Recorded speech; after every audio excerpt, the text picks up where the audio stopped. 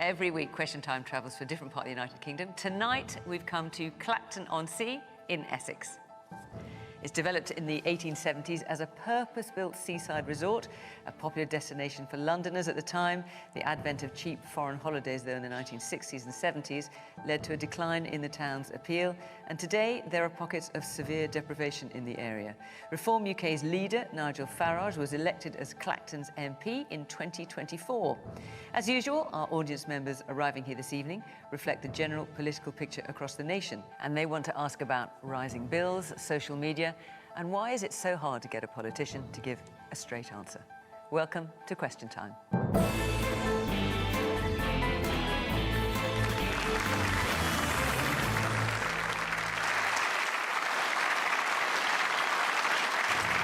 tonight's panel, the Justice Minister, Jake Richards. He trained as a barrister before entering Parliament in 2024. He said his party should listen carefully to concerns about immigration and welfare to win back voters from Reform UK. For the Conservatives, Tom Tugendhat, who was Security Minister in the governments of Liz Truss and Rishi Sunak.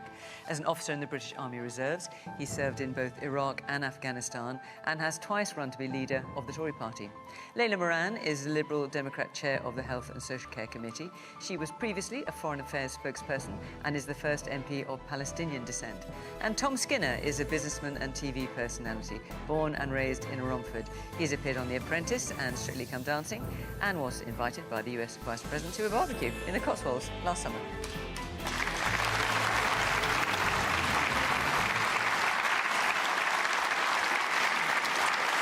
Good evening. Welcome to our panel. Two new members who've not done Question Time before. Welcome to all of you from Clacton. Lovely to see you all. And of course, welcome to you at home. Thank you very much for watching. Feel free to join in the conversation on social media, which is always pretty damn lively, I have to tell you, or just sit back and watch the programme, listen to what everyone's got to say.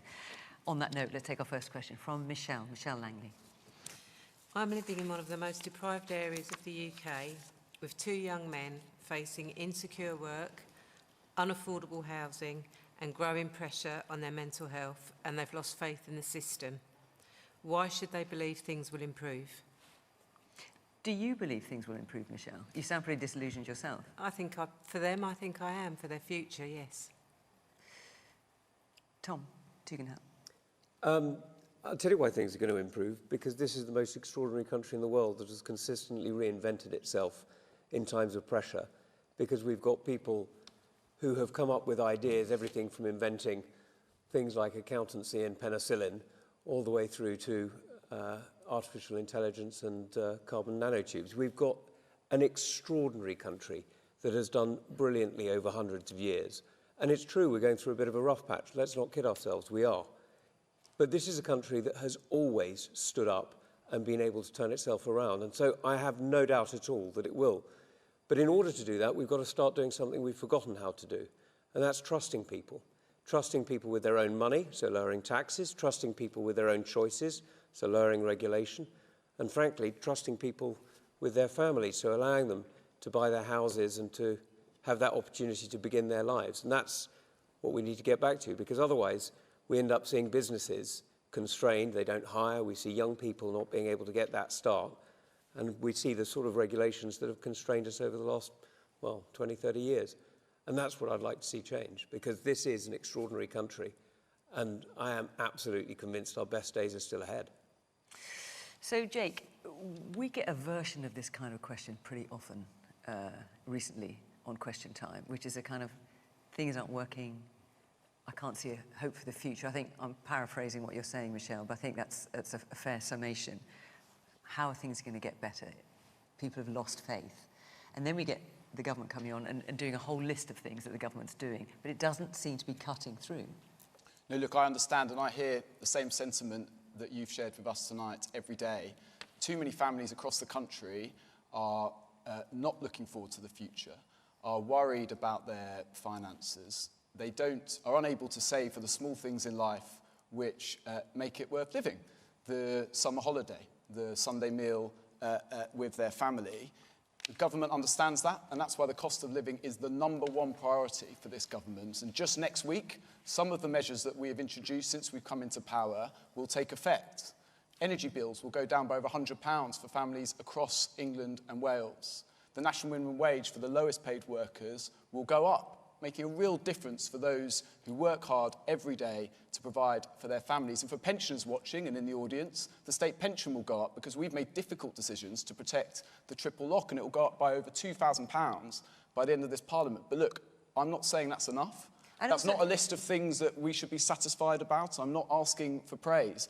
I'm impatient for us to do much, much more to tackle the root causes of the cost of living. Now, that's not going to happen overnight. But it's isn't going one to take of the some root time. causes, Jake, the but we are lack of getting growth? And that was one of the things that Labour went on and on and on about in the run-up to the election. The answer to everything is growth, and that's how we're going to find the money. And as you know, growth has been at best sluggish. It failed to grow at all in January. That's failing on a central mission. Well, growth in our economy has been sluggish for a long time. This is a systemic problem with our economy. Sure, but you said you'd come and sort it out. And there is important progress being made in the macroeconomic picture. What does that mean? Interest rates are coming down. That means families with mortgages are seeing their interest rates come down. Inflation has been falling. We face a very difficult economic picture. The key to that and facing up to that is having stability in the economy. And that's why we've had to make some difficult and no doubt unpopular decisions to try and get some stability in our public finances, to invest in public infrastructure and to get our economy going again. Now, I'm not saying job done, far from it. We've got a lot more work to do.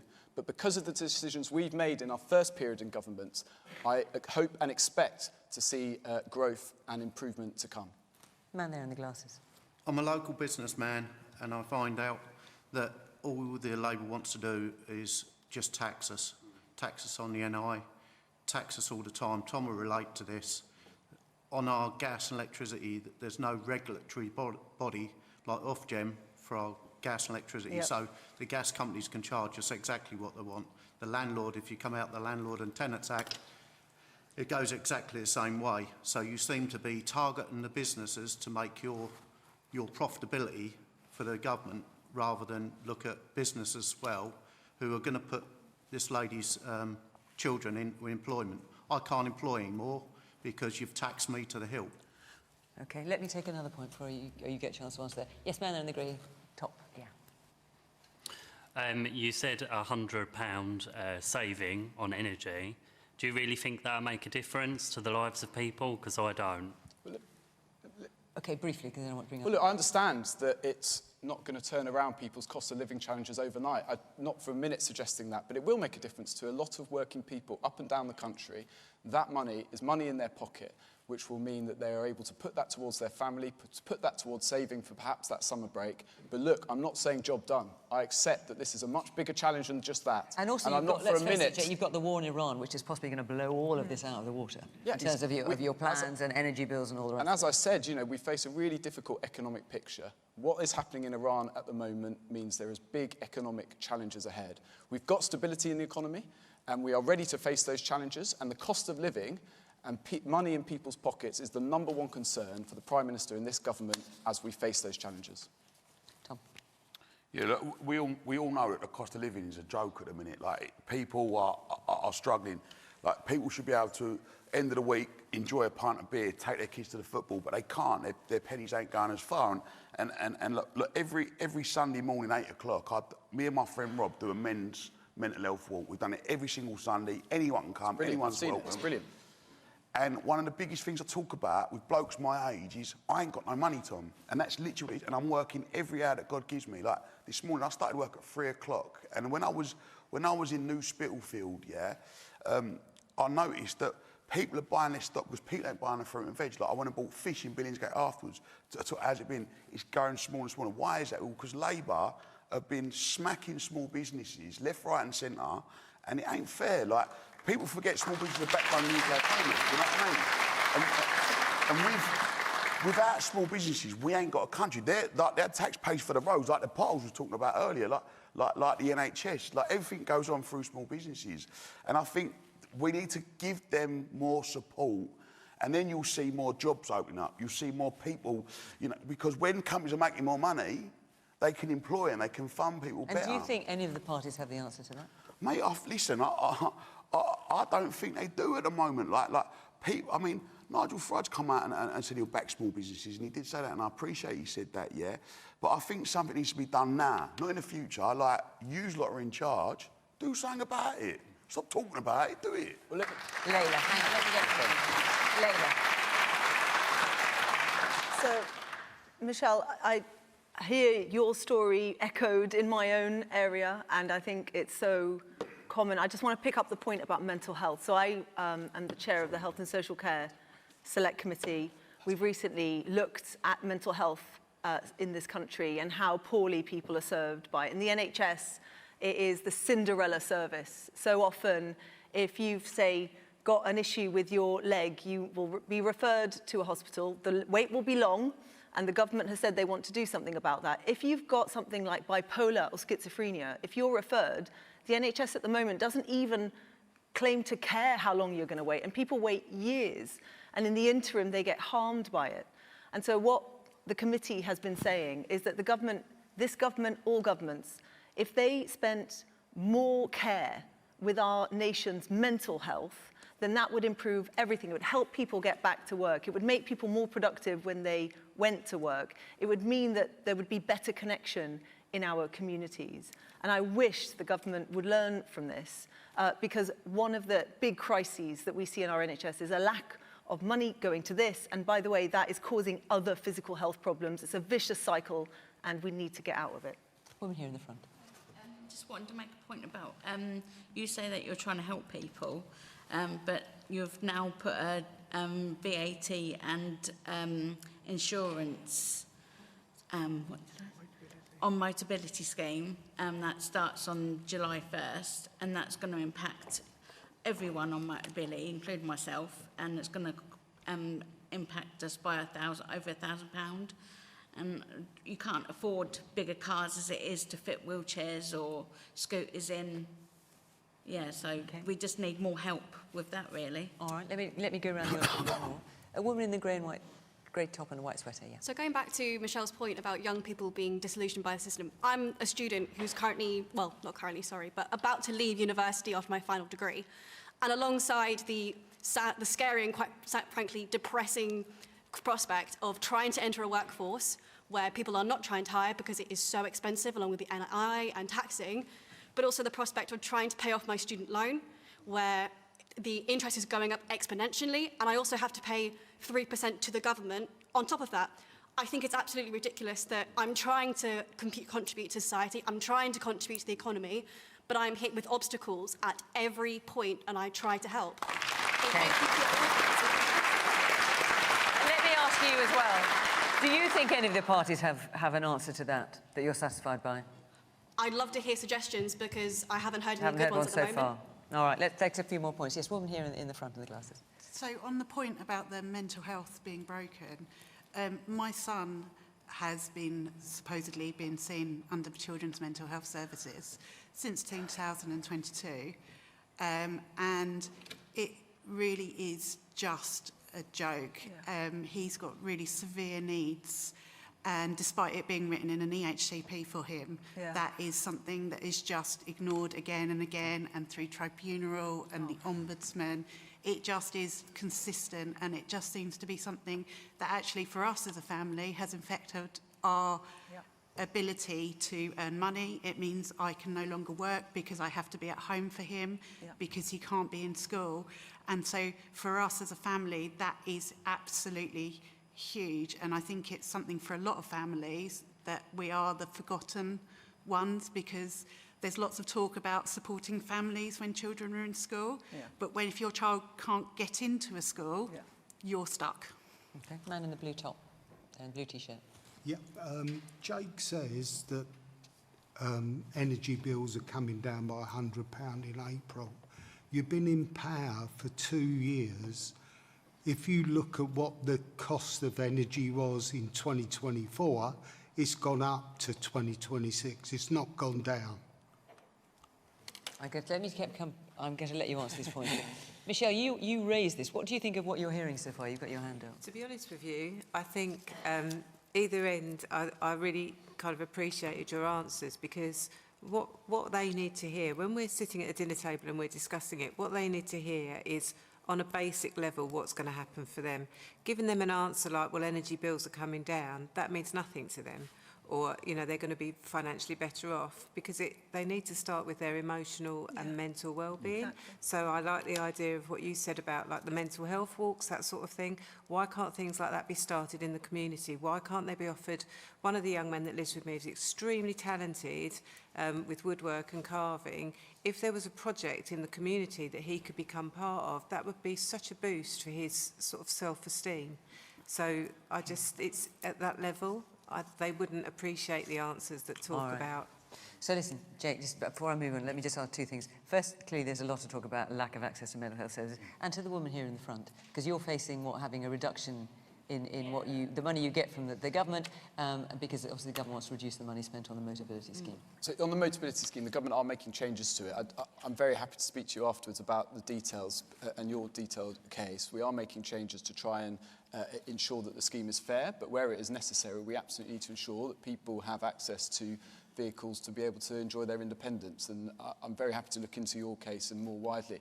I think a more general theme from a lot of the questions was about young people, and young people struggling to find work, and indeed young people and their mental health. And Tom does brilliant work on Sunday with his walks for men, and particularly young men, I think, coming with problems. And there's lots of great community groups and charities that do work in that space. In my view, one of the best things for young people is getting them into work, giving a structure, giving a sense of purpose, and of course earning a wage and a weekly wage packet that they can spend.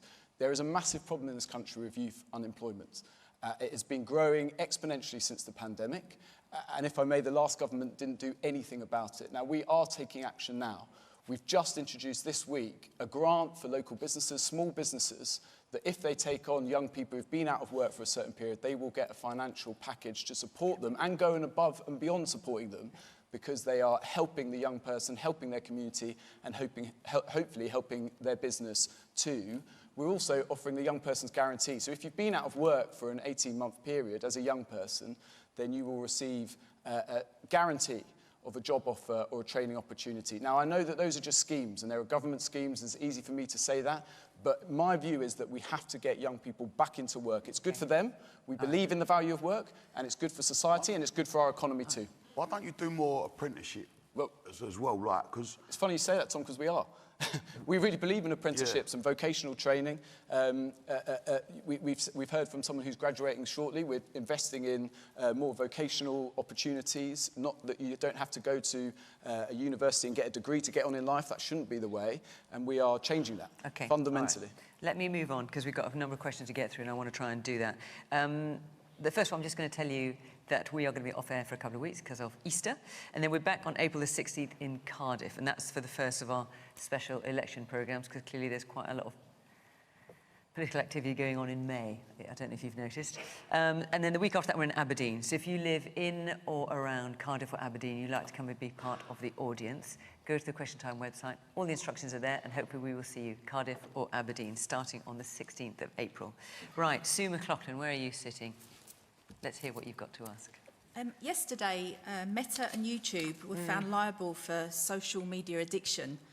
Will the government take action to protect children and young adults?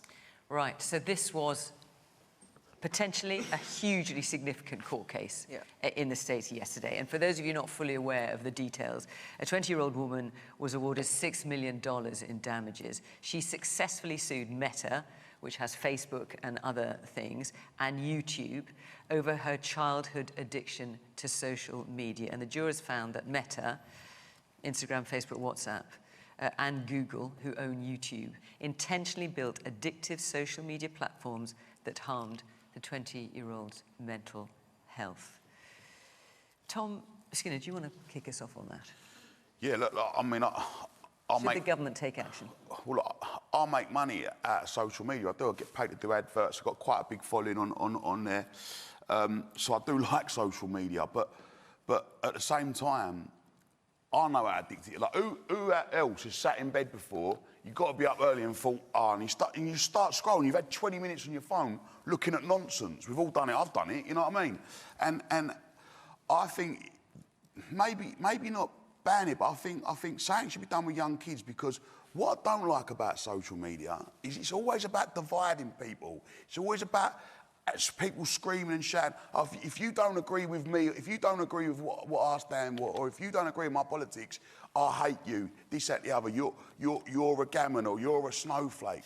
Why are we not... I try and spread a bit of positivity and a bit of love, do you know what I mean? I will still get a bit of agony. But do you think government's got a role, though, Tom? No, but what I'm saying is I think we should try and change what's being put on social media. To get the companies to change it. Yeah, I think it should be better things should be on social media. Not all this nonsense, not all this hate. Let's show a bit more love, a bit more positivity. And then maybe, look, young kids, I don't give my kids, I don't give them iPads. I don't think they should have it just yet. But I don't think so. Maybe phones should be banned in school. I think that should definitely be a thing. And what about the idea of a ban on social media for under 16s, as in Australia, and the government's looking at possible... I think it's something to look at. I do think it's something to look at. Like, as well with social media, young kids go on there, they see people posting pictures on rooftop bars in Dubai and pictures of Ferraris. It ain't real life. It ain't real life. And these kids look at it and think they ain't good enough because I need to have the best trainers. I've seen them on TikTok. I need to be an influencer because I've seen it on Instagram. But that's not real life. Real life is going to work and having friends and working hard and doing, you know what I mean? So Layla, there's Sue's question, should the government take action to protect children and young adults? And there's the other thing that this case raises, which is if it becomes... I mean, social media is built on the idea of it being addictive in order to get people to keep looking at it, and that's how they make, the social media companies make money. There are other cases in the pipeline similar to this. Could we be in a position where social media companies will have to change the structure of social media, and would that be a good thing? Yeah. When I saw this case, I felt, hallelujah, finally someone's holding them to account. This isn't new news. We knew this. Everyone knows it's addictive. I'm just like you. And actually, every so often, I will find myself scrolling through on purpose just so I can find a cat video just to sort of calm myself down or whatever. But there is a difference between that and, what we were hearing about, 16 hours doom scrolling as a child. And what we hear, and what we knew this, it was just the quiet bit said out loud, is that they purposefully designed it this way, and then they put the onus on parents who aren't as digitally native as the young people using this to be able to police. Yes, there is absolutely parental responsibility here. We have a new baby. We've already discussed they aren't getting the iPads. But I think, and the Liberal Democrat approach to this is not a ban, by the way. It is a harms-based approach, a bit like, when you go to the cinema and it says 12, 15, 18. I don't think we can put this social media cat back in its bag. So what's the idea with that, Layla? Because obviously at the moment, you're not supposed to be able to access Facebook and others under the age of 13. Yeah. We all know that kids do. So by putting these age restrictions, isn't that what we've got already and it's not working? How is your policy going to work? So, for example, we think it's not just about the content. This is the key bit. It's about the algorithm. The age rating will depend on how addictive the algorithms are and what that will do. Yes, but the point I'm making is there's an age rating at the moment, which is 13 and under, and everyone ignores it. But I'm explaining, the age rating doesn't have to do with the algorithm. This is the key bit, because the addictive bit, the thing this court case was about was how addictive the doom scrolling is, how addictive the social media is. The algorithm is the program. That is literally what it is. It's not the content. The age ratings that we've got currently it's, are about the age ratings content. are connected to the program, to Instagram, and Instagram is the algorithm. It's nothing to do with the content at the moment. The age rating is connected to the program, Instagram, and the Instagram is basically an algorithm with a screen. And what we want is that we apply a common sense approach to this. You are not going to ban it for everybody. But instead, what we want is that if you are, we are finding ways to age verify online. That is important. There is a consultation out at the moment. Many young people say they do want access. But if these social media companies are forced into a position where they have to make it less addictive, then that's better for everybody, for adults and children. Because I don't think it's just addictive for children. It's addictive for adults too. Okay, well, let's and a bit like gambling, we need to take a harms-based approach. Man in the front in the black top. So I think with social media, ultimately there is an addiction issue. It comes down to personal choice as well. I took myself off of social media by choice about 7-8 years ago, and I've gained so much more free time to be more productive. But I do think the real issue is around short form content that's so in your face and designed to catch your attention. It's so easy, as Tom said, to just sit there and just scroll and scroll. With other addictions like gambling, we see in betting apps you can set limits, so maybe there needs to be an option to set a limit on short form content like YouTube Shorts or Reels or whatever they're called now. Okay, all right, man at the back in the grey top and the glasses. Yeah. I think that the parents are social media savvy, and I drive down the street and there are women pushing their babies along in a buggy, and they're looking at their phones. So I think that the parents are totally familiar with it, and I think they take or should take a share of the responsibility as well. Right, okay. A woman here in the blue top, yeah. Hi. Australia, they tried to ban social media, and children were finding a way of getting around, pulling faces, making themselves look older, wrinkling up their faces, and still being able to access social media. Well, Australia obviously has not been doing it that long. I mean, I had a look at this. Since the ban, something like 4.7 million accounts for those under 16 have been taken offline. So it would appear that it's working for quite a number. For sure, there'll be kids getting around it as well. Tom, you clearly did not agree with what Layla was suggesting in terms of making just this work. purely factually, it's all that Instagram is an algorithm with a screen, right? I mean, that's all it is. A computer program is just all that Instagram or Facebook or Twitter, whatever they are. They're just an algorithm with a visual display. That's all they are. And the age restriction, such as it exists, as you correctly said, applies to the algorithm. So it's just a factual point. It doesn't apply to the content. It applies to the algorithm. It's interesting, isn't it? Because I don't know whether you're involved in education, Sue, but I've spoken to a lot of schools in the area I'm lucky enough to represent. And every single one of the schools, pretty much, has said the same thing, which is unless they have support, either from the government or from the parents, and it's very hard to get unified support from the parents, it's really difficult to make the change that allows kids to have the opportunity to study and to learn properly in schools. So it's not just about being distracted at home, it's also being distracted in class. And this is where I think, we do have a responsibility. I think what Kemi set out about under 16s is important. So that's banning social media for under 16s? Yeah, it is. And, do I like banning things? No, I don't. But you know what? We ban children from drinking alcohol. We ban children from smoking drugs. We ban children from things that it's reasonable to say, look, I'm an adult, you're a child, we're going to make some different decisions here. I think that's perfectly reasonable. I think to the point that, forgive me, sir, the gentleman in the grey jumper made, you're also absolutely right. I'm a parent. My boy's 12, my little girl's 9. My boy's more into Vikings, to be honest, but my little girl is certainly into trying to get onto various different things of social media, not because she gets it at home, but because she sees it amongst friends. And just being aware that it is one of my responsibilities to say no is important, because it's not just up to the state, it's just not just up to the government.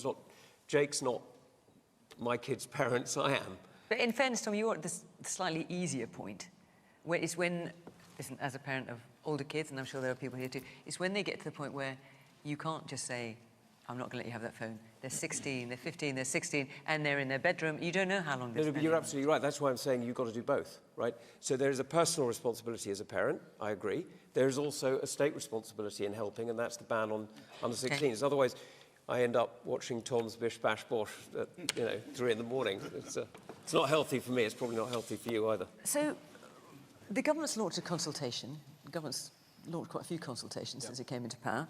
Here's another one. Why don't you just get on and do it? Well, look, answering Sue's questions directly, yes, we have to take action. Absolutely. The evidence is now overwhelming about the harm that social media can cause young people. I'm a father of a 2-year-old, and I'm really worried about what childhood is nowadays in a social media age. But as the discussion that we've just had shows, it's not straightforward. It's not easy just to ban it overnight. There are really complicating factors around that. And there are some benefits to social media as well. I've spoken to school children in my constituency who use it to share what they're doing with homework with each other, and they have given laptops at school to learn and be creative that way as well. It's about getting that balance right. I think what we saw from Kemi Badenoch was, let's just ban it. It's really easy, let's do it. That's not right. We do need to consult. It's a quick consultation, 6 weeks. I really urge people to get involved in it. Let us know your thoughts as parents, as grandparents, as carers, as educationalists, as people in their community who care about this. And I would agree with the gentleman at the front. My main concern, or one of my main concerns, is about the addictive nature of some of the social media apps we have. And as the gentleman in the grey jumper, as he's now known, I'm afraid, says, you know, I see so we'll find out your name in a minute. So many young children who are scrolling phones and not enjoying childhood, not enjoying being young and playing on the street as we all did. And so that needs to change. And just finally, apart from the addictive nature, we also know there is some really serious criminal activity happening online. And this government introduced the Online Harm Act, which really tried to clamp down on social media companies that allowed that to happen. Now, Nigel Farage, many of your MP, he voted against that. He opposed that. He's very friendly with a lot of the big tech companies. And I would urge people to put 2 and 2 together, and you'll get 4. Tom, excuse me, it's a bit confusing, there's 2 Toms on the panel, but Tom over here. As you said, you're benefiting from social media. You make part of your living that way. And part of the reason you're able to make your living that way is because of the addictive algorithms that push people, if they like some content that might be similar to yours, it'll push them towards yours. So surely you must think that is a good thing, because otherwise you're going to be out of pocket.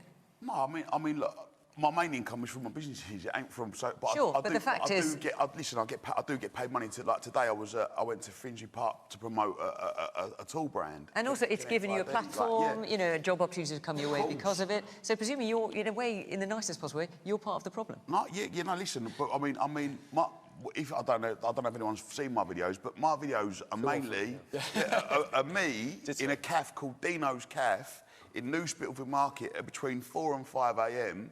saying, good morning, you lovely people. Show them what I got for breakfast and sandwich. Whatever they are, the point is the way these algorithms are designed is to push people towards your content. Yeah. So how can you, on the one hand, say people shouldn't be doing it so much, but on the other hand, you're benefiting from it? What I said was obviously like, there's a time and a place. I think I do agree with what Tom said about if you've got kids that are doing it too much, you as a parent, you've got to be on them and say, listen, kids, you can have it an hour in the evening or whatever you want to do. Like, it's bad. It is bad when people sit on their phone all day.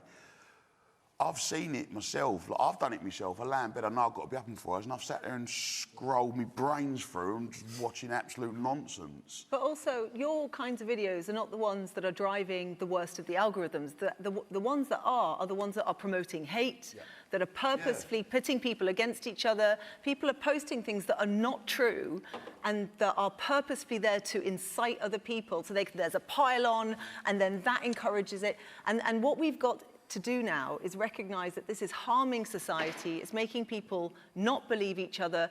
Fewer and fewer people now believe what they see anywhere, BBC included. And we've got to now get to a point where these companies are both held to account. So thank goodness for these cases. But I do want to see this government act. They have rejected various amendments at the Lords, which is where it is currently, because what they're saying is that, just leave it to us, we'll do it. No, we want guarantees in the legislation that they will act. The current government is rejecting those amendments. I would urge them to accept them. We all want action. I don't think there's anyone who would disagree with that right now. Very briefly, because I want to take another question. How many people here use TikTok? Careful. Not that many. So I'll tell you something. About a third of young people get their news from TikTok. Not from the BBC, not from ITV, not from the radio or whatever. They get their news from TikTok. Now, I don't know if you know, but TikTok is edited effectively by an algorithm, right? Like they all are. But this algorithm is based in Shenzhen. It's controlled by the Chinese Communist Party. And in China, TikTok's equivalent, the same company but under a slightly different brand, kids can only access it for about an hour a day. Here, 24/7, no problem at all. Now, how would you feel, just a question, how would you feel if one of our biggest national newspapers was edited by the Chinese Communist Party? Would you be happy with it? No. Well, the principal news source, or one of the principal news sources for young people in the UK, is edited by the Chinese Communist Party. That's a concern. That's bad. Let's take another question from Peter Gould. Oh, that's what you're called. Ah. You're Peter Gould. No, Peter. Okay. I thought I was number There you 4. Do you support Keir Starmer's position on Iran? And in the wider context, are our armed forces and their military materials fit for purpose now for modern conflict? And have you got a view on this, Peter? I do, and I don't think we are fit for purpose. You know, we're building tanks, and we should be building drones, for example, or anti-drone measures. So, Jake, well, let me ask. Donald Trump has been deeply uncomplimentary about our armed forces. He's been deeply uncomplimentary about the whole of NATO. So I don't know how much a store you set by that. Well, look, Donald Trump says a lot of things. I'm really pleased that the Prime Minister has taken the stance he has, which is prioritising British interests over whatever the American president says. And Peter, look, you're right. The war in Iran is a real threat to all of us. And that is why we've taken really decisive and important defensive actions to make sure that we look after British lives and British assets abroad and, of course, here at home. The second part of your question was about how are we doing, what are we doing to make sure that we defend our nation? And look, this government has made the biggest investment in defence spending since the Cold War. We are building ships again in Clyde. We are building the next generation of nuclear submarines in Barrow. And we are also investing in the drone technology, which you rightly identify is the future battlegrounds that we need to be on top of and ahead of the curve. There's a lot more that we have to do. But I'm sure one of the things that Peter... Hang on, one of the things surely that Peter would have given you this thought is HMS Dragon. Now, we talked about this on the programme. Peter's nodding his head. We talked about this on the programme before. In the time it took HMS Dragon to arrive in Cyprus, Italy, France, Spain, Netherlands and Greece were all able to get their ships to the region. Greece, admittedly, is a lot closer. Yeah. But they all got there, and HMS Dragon was still in port. Well, two things there. Firstly, of course, we work with our international partners around the response to the war in Iran. But secondly, yeah, I completely agree. What we inherited from the last government when it comes to defence and our defence infrastructure is an absolute disgrace. It was completely hollowed out over 14 years of Conservative government. That's not me saying it. That's the longest-serving Conservative Defence Secretary who says it. So we are taking action, and you mentioned shipbuilding. Well, we're building 13 new ships, £300 million a year extra towards that process as we speak. So we are investing.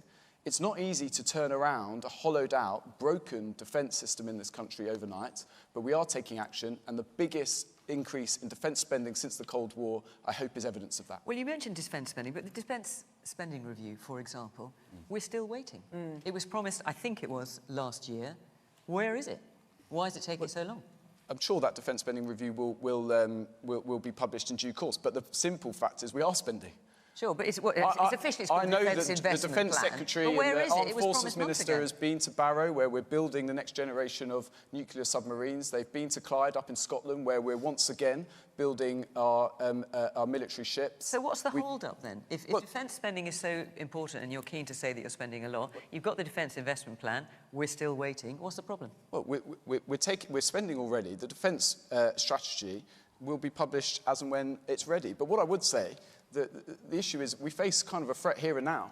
And I'm really pleased that Defence Secretary Al Cairns, who is someone who served in Afghanistan at the highest level in our military, who is our Armed Forces Minister, is focused on the here and now and making sure that all our armed personnel, who do an incredible job, by the way, protecting us as we sit here tonight, have everything they need to do that job. So, Tom Tugendhat, Jake's making the point, and a number of Labour ministers have come on and made this point, that they've inherited a system which was hollowed out, in the words of the previous Conservative Defence Secretary. And they're right, aren't they? They're absolutely right that in the last 30 years, we've seen defence cuts going consistently since the end of the Cold War. Now, I served in combat with Al Cairns, and I served in combat with Dan Jarvis, and there's two Labour ministers who are absolutely brilliant guys, people of the highest integrity. They're completely wrong about politics, but they're people of the highest integrity. But you also say over the last 30 years, but between April 2000 and April 2025, the number of fully trained personnel across all the forces decreased by 34%. Yeah. That was on the Conservative watch. Yeah, and it was wrong. Okay.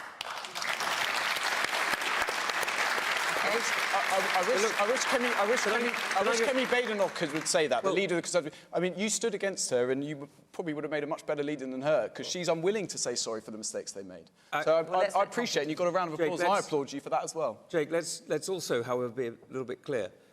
When the last government ended and this government began, there were 6 destroyers and 7 frigates in our Navy, right?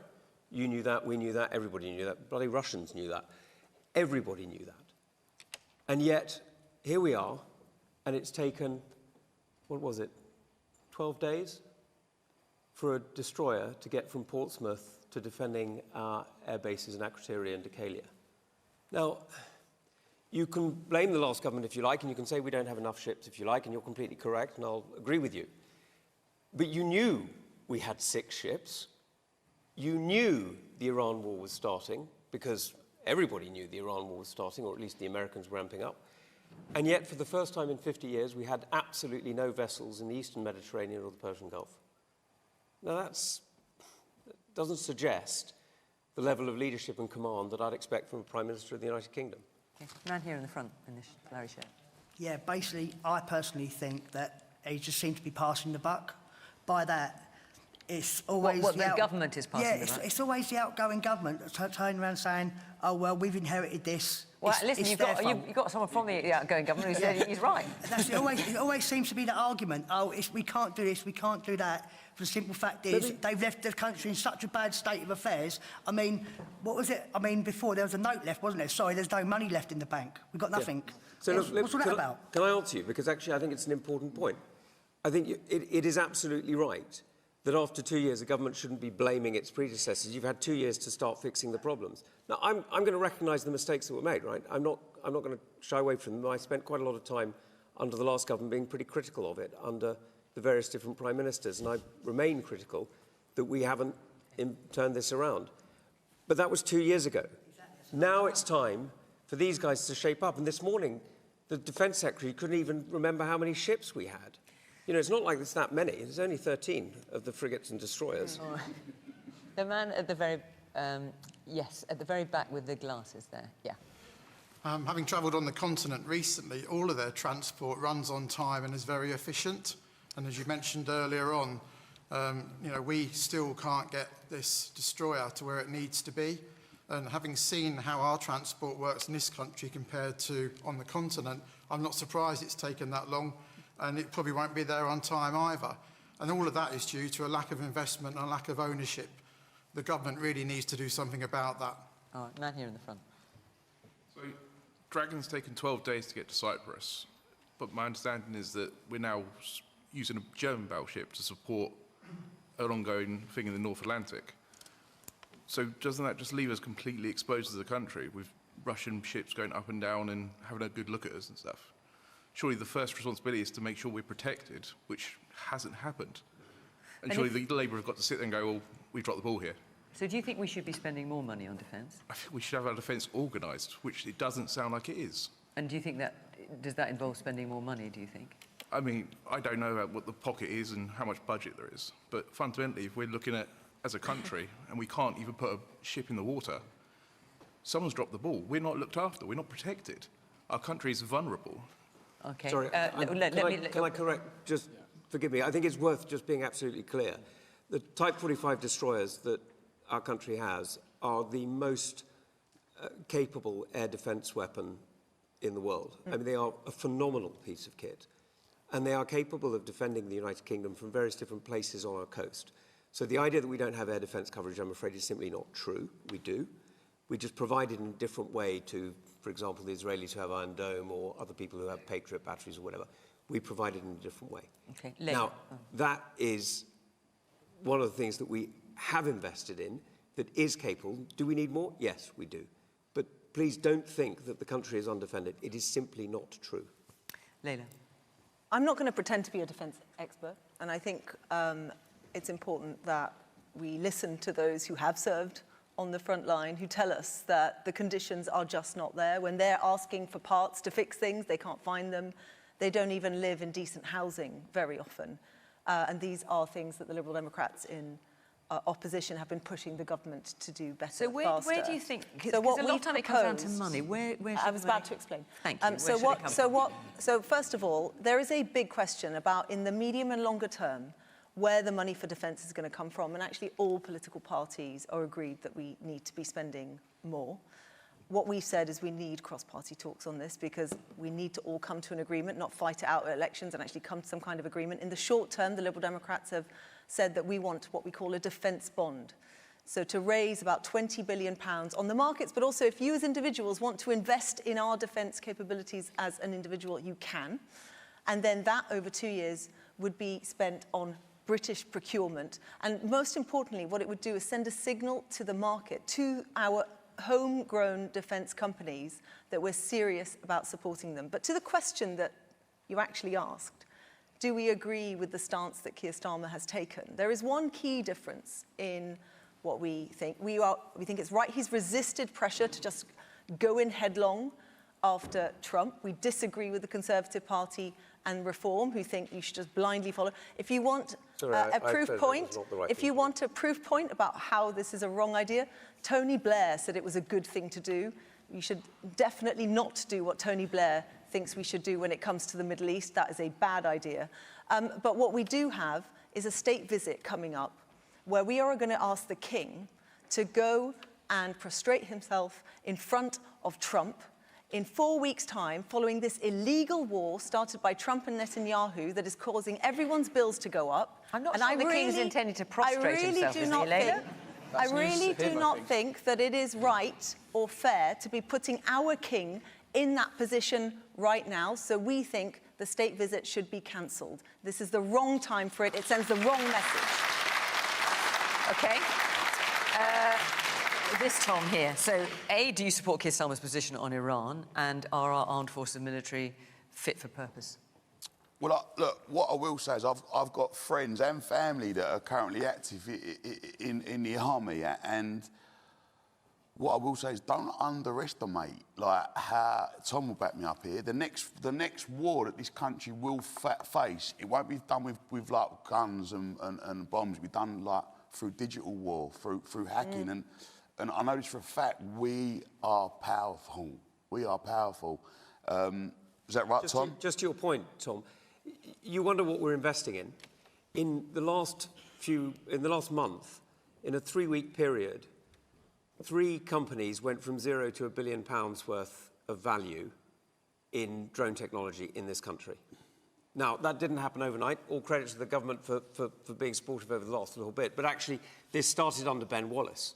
This started under the previous Defence Secretary, exactly right, who started the investments in drone technology. Why did he do it? Because he saw what was going on in Ukraine, right? So this country is already a world leader in drone and counter-drone technology. So Tom's absolutely right. We are leading on this. We are capable on this. Do we need to do more? Yeah, we need to do a lot more. Do you want to add anything more, Tom, or shall I move on to another question? Oh, he's hit it on the head. He's done it, right, OK. All right, look, we've got time for a last question, which is great, because we don't often get to 4, and I really want to do that. So, Joe Wallace, off you go. Have we lost the ability to have a civilised debate in this country? You know, tonight aside. So you pointed to me then? I was referring to everybody. How can you say this is not? OK, sorry, go on. As Tom said earlier, you know, if you're on the right side of politics, you're labelled a gammon. If you're on the left, you're a snowflake. You know, can we stop the blame game and just grow up, quite frankly? Right. Have we lost the ability to have civilised debate? 100%. But I think it's mainly on social media. I think the problems are because I've got mates that I drink with on a Friday night. We have a beer. But by the way, beer night on a Friday night, always beers on me in a pub every Friday. We love it, yeah. And I've got mates that I don't agree with politically, but we don't sit there and have it out like we do on social media. We have a beer and talk about how our week's been. But you go on social media, like I get called terrible things on there. So I think, what have I actually done? You know, I mean, I've had a steak pie for breakfast. Now I'm a gammon. I don't understand it, but I think that we have lost that. I think it is bad. I think we should be spreading a bit of love, a bit of positivity. Stop all the round on there. If you don't agree with someone, so what? Like, just because he likes oranges and he likes pears, don't mean you still can't be pals. It's mental. Well, I mean, I have to say... That makes no sense, does it? I see it. I see it. I mean, what we aim for is to disagree agreeably on this programme, and depending what the subject is, often that is the case, but occasionally it gets pretty tricky. And when I see what happens on social media after the programme, there's not necessarily a lot of love there. Man in the striped shirt. We've spoke a bit tonight about social media. I think it's time the government took some action on the sort of borderline propaganda that's going on there. You can't go on a political video now without seeing 200 AI bots saying vote reform. And how are we meant to have, you know, debates using social media for positive things and talking to each other when we can't even get past the sea of sort of borderline propaganda on it? Man here. I think a lot of the left-wing, right-wing politics stems from the actual politicians, because they're constantly talking about the left side of their party, the right side of their party. The majority of people in the UK are centred, and we just want common sense politics. But we don't get that. We just get, I'm left, I'm right. I don't care. I just want what goes through the middle. Just fix it. Yeah. So, Jake, do you think... I mean... we talk about it in a slightly light-hearted way, perhaps, but I mean, it's a serious point. Do you think politicians bear any responsibility, any politicians in particular, perhaps, in terms of basically you're talking about sort of toxifying the debate? I think rather than agreeing, but you know, sort of upping the ante when it comes to political debate. I'm a relatively new MP. I've been in Parliament for around less than 2 years now, and what really shocks me and surprised me is actually how often, whatever political party, outside of the chamber, we all get on quite well. We all actually discuss... You don't all get on quite well, in fairness. A lot of us get on pretty well. But we discuss really serious issues, and we often find common ground, and we actually bring forward and make changes to our country together, collaboratively. And then when we're on the green benches, we somehow all pretend that we have to shout at each other. Now, that's not to say there are not fundamental disagreements about the future of our country that we all have. That's why we're in politics. That's why I stood for Parliament, because I wanted to lead change in our country for what I think to be the better.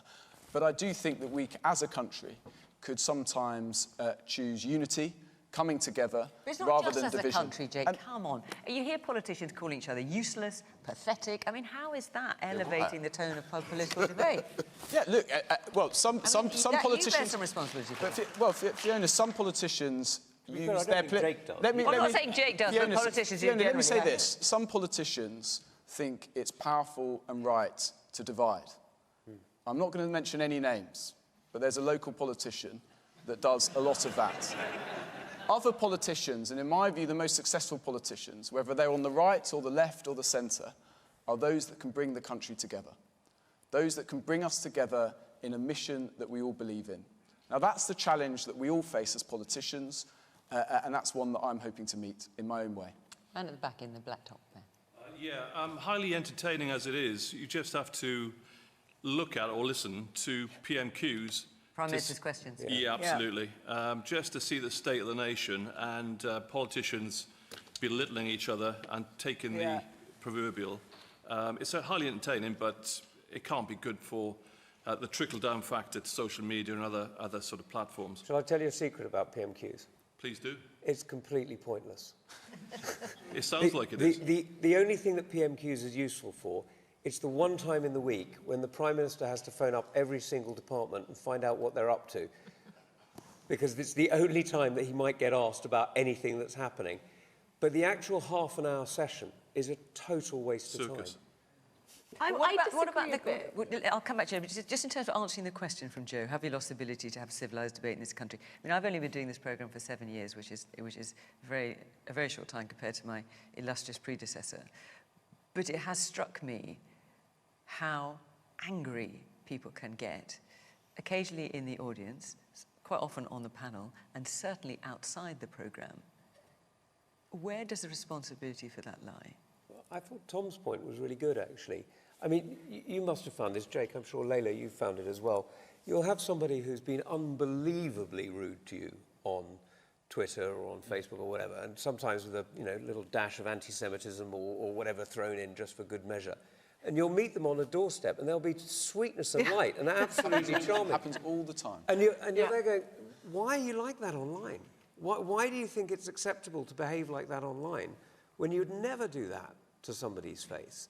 And yet it happens again and again. But look, you're right about some politicians. I'm not going to deny it. Of course it's true. But there's also some fantastic politicians. I named two of them who were two of my closest friends, Al Carnes and Dan Jarvis. I'm sure Jake could name people in other parties as well. But it's on all of us, I'm afraid. You know, we can blame politics if we like, but in a democracy, we get the politics that we choose. And so it's on absolutely all of us to decide how we talk to each other, who we want to be part of our community, and how we want to address them. And that, I'm afraid, that's a matter for the whole of the United Kingdom, not just for Westminster. Layla. So I was about to just agree a little bit about PMQs. I mean, I came into politics to this gentleman's point, change stuff, and in particular, change stuff for my local community.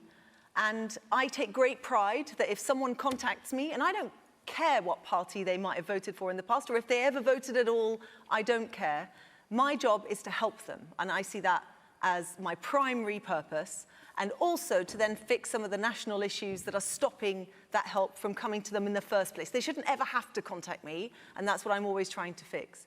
And so I really dislike it when you have stories of constituents, and I get it sometimes where someone emails me going, I couldn't get in contact with my MP, they wouldn't answer my email, they wouldn't help me. And I don't think that's right at all.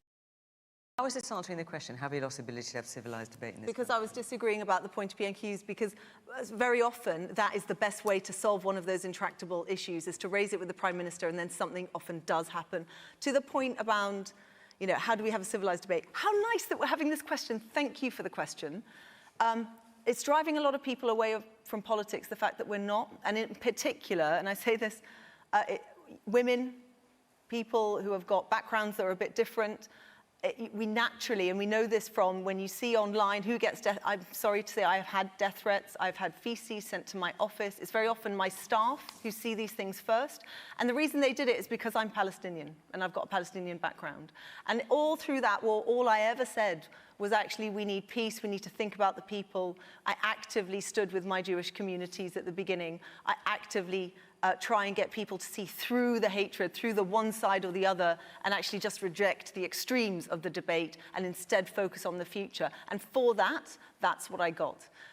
There are really good people who maybe want to stand as councillors, who want to make that change, who want to be MPs, who are driven away because of the tone of the debate. My urge to them is, regardless, please come. Please put yourselves forward. Doesn't matter for what party. It matters that you care enough to put yourself in that position. But I would say to all of us, yes, we do have problems with social media, with the way that we engage in politics. We need to make that change, but we don't need to do it in a way that diminishes anyone else. We can be better than that. All right, I've got about a minute left. Let's hear what the woman in the front's got to say. I think the problem is the whole country has lost respect. We've lost respect for each other. MPs have lost respect for each other. We've lost respect for teachers, the police, doctors, everybody, and we can hide so easily now behind screens. We don't have to admit to it. We don't have to, you know, face up to it, but we've just a complete lack of respect, and the whole world is falling into a spiral. Very quickly, the man in the black top there, you've had your hand up for ages. Yes. I think people get frustrated with the political debates often because you don't see people taking accountability, you don't see people admitting when they're wrong, and you don't see people coming together on common sense issues and giving a consensus. And I think actually at times tonight, it's been really nice to see some of the panel actually, whilst they're from very different parties and very different backgrounds, actually come to some consensus and some common sense and some issues. Right. We don't always get on the question time, and as you say, it's nice when we do. Okay. That, I'm afraid, is all we've got time. We have run out of time, so it just remains for me to say thank you very much to the panel. Thank you very much to all of you for coming along and giving us your questions and your opinions. And, of course, thank you to you at home for watching. We will be back on the 16th of April in Cardiff. So if you want to be part of that programme, please do apply. But for now, from Clacton-on-Sea, bye-bye.